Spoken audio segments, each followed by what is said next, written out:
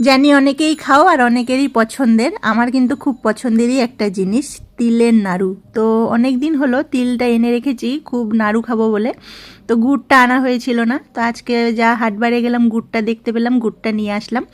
তো আমাদের লক্ষ্মী পুজো মানেই তিলের নাড়ু, নারকেলের নাড়ু হবেই। তো আমার শ্বশুরবাড়িতে কিন্তু তিলের নাড়ুটা হয় না, খালি নারকেলের নাড়ুটাই হয়, তাই তিলের নাড়ুটাকে খুব মিস করি। তো আজকে খুব ইচ্ছে হলো, গুড়টা এনেছি তো আর মানে লোভ সামলাতে পারলাম না, আমি না আগে নাড়ুটা করে নিই। তো সন্ধেবেলা এই তো ভাজাভাজি শুরু করে দিয়েছি, তিলটাকে ভেজে নেব। আর নাড়ু যারা তিলের নাড়ু করো তারা তো জানোই খুবই সোজা, কোনো ঝামেলা নেই।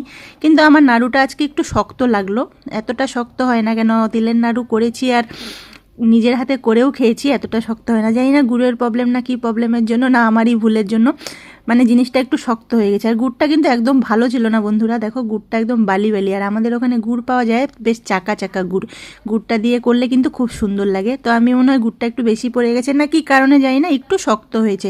খেতে কিন্তু খারাপ হয়নি, তিল ভাজার পরে এমনিও তিল অনেকে সবজিতে বেটে ঠেটে দেয়। তো এই তো দেখো আমি তো পুরো লেগে পড়েছি।